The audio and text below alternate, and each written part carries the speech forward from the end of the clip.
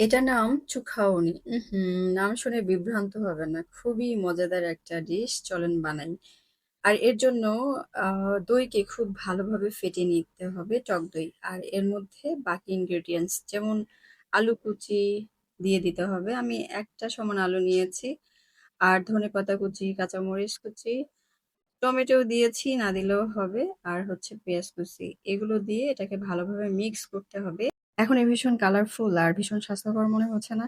চলেন কিছু মসলা মেশাই। তো এখানে চাট মসলা, গোলমরিচের গুঁড়া আর ভাজা জিরার গুঁড়া মিশিয়ে দিয়েছি।